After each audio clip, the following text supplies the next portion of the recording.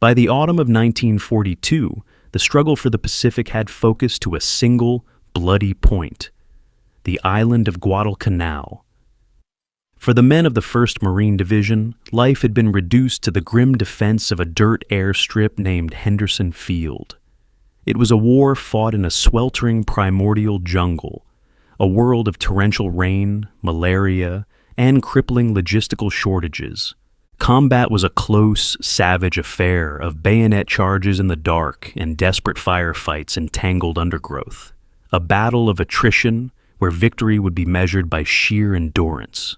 On paper, the Imperial Japanese Army held a distinct advantage in the specialized art of sniping. Steeped in a martial tradition that borrowed heavily from German doctrine, the Japanese deployed trained marksmen equipped with the Type 97 sniper rifle, a purpose-built weapon based on the standard Arisaka action and fitted with a rugged 2.5 power or 4 power telescopic sight. These men were masters of concealment and patience, spectral figures who could haunt the jungle trail for days, waiting for the perfect shot to eliminate an officer, a medic, or a machine gunner. They were professional soldiers employing a dedicated tool of war.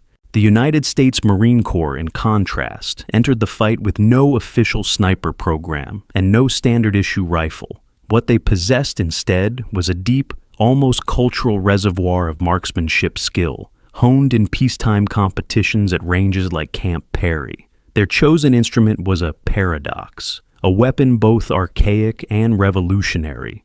It was the Model 1903 Springfield, a bolt-action rifle of superlative accuracy that was already a relic of a previous generation's war. Bolted to its receiver was the element that would change the equation entirely, a long, gleaming, and decidedly non-military scope made by John Unertl, a small optical firm in Pennsylvania. To a European military traditionalist, the American setup would have appeared amateurish, even absurd. The Unertl scope was an unwieldy 2-foot-long tube of polished steel and brass featuring high-profile target-style adjustment turrets. With its powerful 8-power magnification, it was an instrument designed for the meticulous, controlled environment of a 1,000-yard civilian rifle range, not the mud and humidity of a Pacific jungle. It looked delicate, cumbersome, and utterly unsuited for combat.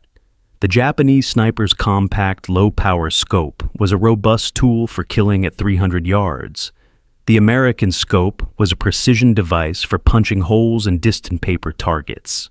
This fundamental difference in equipment reflected a profound divergence in philosophy.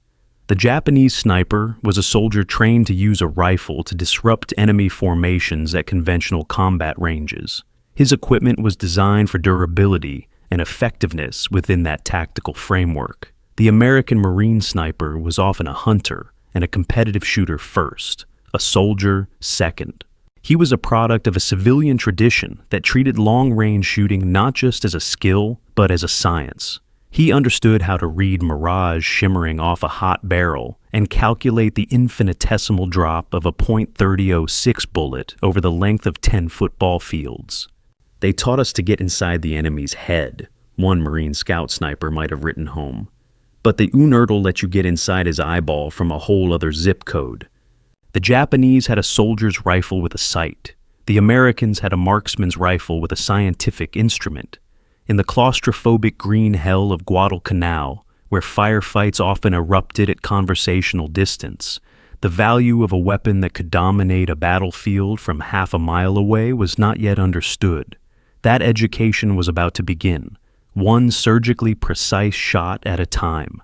The first true test of the Unertl's combat utility came not in a pitched battle, but in the quiet, nerve-shredding duels that played out daily along the perimeter of Henderson Field. A single, well-hidden Japanese sniper could paralyze an entire company, his 6.5mm Arisaka cracking with unnerving randomness from the dense jungle wall. Marines learned not to bunch up, not to linger in the open, and to curse the unseen enemy they couldn't fight.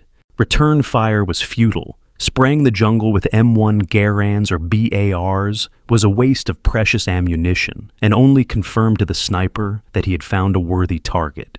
It was in this environment that a new kind of hunt began.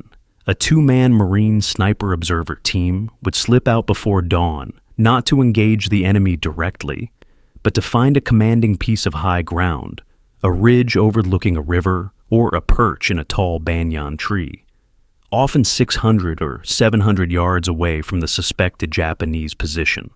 To the Japanese soldier, this was dead space, an irrelevant distance far beyond the effective range of aimed rifle fire. It was a fatal miscalculation. To understand the reality of this new kind of hunt, it's best to hear it from one of the men who perfected it. A Marine scout sniper later recounted one such encounter. Our war on Guadalcanal wasn't always a loud affair. Sometimes it was a quiet game of chess between two men half a mile apart. There was this one Japanese sniper, had our whole company pinned for 2 days. He was a ghost. You never saw him, never heard him, just the results, a bullet hole appearing where you least expected it. He was in everyone's head. My CO told me, get inside his head, think like him, figure out where he'd be. That's what they taught us. So me and my spotter spent a whole morning crawling to a ridge where we thought we could get a look. For hours, nothing but leaves and shadows. He was winning the game of hide and seek, but then the sun got high, and for just a second, a single beam of light cut through the leaves and bounced back. Through the Unertl, it wasn't just a flicker, it was a perfect circle, a tiny star, the lens of his scope. He'd camouflaged his body, his rifle, but he'd forgotten about a single ray of sun. I didn't need to get inside his head anymore. I was already there, looking right at his eye, and then a precise shot from half a mile away ended that formidable sniper. The decisive advantage was the power of the glass. While the Japanese sniper scanned for targets with a 4-power scope, the Marine could scrutinize the same area with twice the magnification and superior light-gathering ability. The Japanese soldier, an expert at concealment from the naked eye, was laid bare by the sheer optical power of a scope designed for American rifle competitions. The shot itself was the culmination of this patient science. The sniper would settle the fine crosshairs on the target, his spotter providing corrections for wind and distance.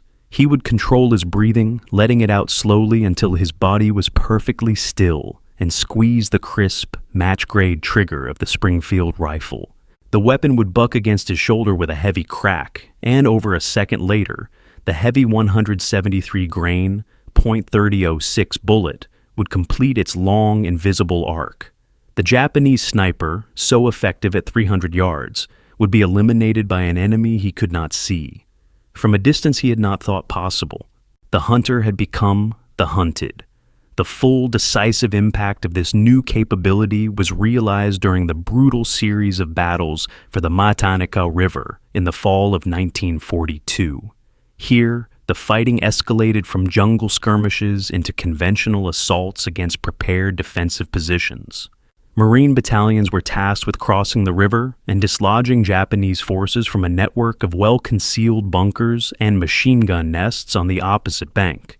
A classic, costly military problem. During one such engagement, an assault by elements of the 5th Marines ground to a bloody halt.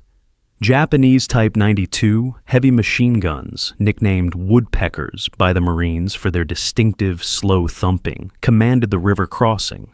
Dug into coconut log reinforced bunkers some 800 yards distant, their crews felt invincible. They were beyond the effective range of the M1 Garand, and presented too small a target for mortars or the scarce artillery. The Marines were pinned down, taking casualties with every attempt to advance. This was the moment the ad hoc sniper program evolved from a counterinsurgency tool into a decisive offensive weapon. Under the direction of officers who recognized their potential, including the legendary Colonel Merritt Red Mike Edson, sniper teams were integrated directly into the attack plan. They didn't move with the assault companies. Instead, they were dispatched to the highest ground they could find, creating an overwatch position that turned the entire enemy bank of the river into a lethal field of fire. From their elevated perch, the battlefield that seemed a chaotic stalemate to the men on the riverbank became a solvable equation. Through the powerful Unertl scopes, the narrow firing slits of the Japanese bunkers were clearly visible. The Marine snipers, working in calm, deliberate pairs, were assigned targets not by proximity, but by priority. The first shot was not aimed at a soldier, but at a weapon. A sniper settled the crosshairs on the dark rectangle of a Type 92 nest, waited for a helmet to block the view, and fired. 800 yards away, the woodpecker abruptly fell silent. 1 minute they were tearing us apart, a company commander later reported. The next, nothing. We heard a single crack from the hills behind us, and the Jap gun was gone. The snipers then methodically dismantled the Japanese command and control. An officer peering through binoculars was eliminated. A mortar crew preparing to drop a round into its tube was scattered. The effect was both physical and psychological. The Japanese defenders, secure in fortifications they believed were immune to rifle fire, found themselves being struck down by an invisible, inescapable enemy. Their key weapon systems were being neutralized one by one, their leaders targeted with surgical precision. The defense began to unravel, not from a massive frontal assault, but from the inside out. With the machine guns silenced, the Marine assault elements were able to move. They crossed the river and took the Japanese positions, which had been rendered ineffective before the main assault had even begun. This was the Matanikau corollary. A few men, armed with what many had dismissed as fragile sporting equipment, had successfully suppressed and broken a fortified enemy line. They proved that a rifleman with a superior optic could achieve the effects of artillery with the precision of a scalpel, forever changing the geometry of the infantry fight. The lessons learned at the Matanikau River and across the bloody ridges of Guadalcanal echoed far beyond the Solomon Islands. The astonishing effectiveness of the Marine Scout sniper teams created a ripple effect throughout the United States military.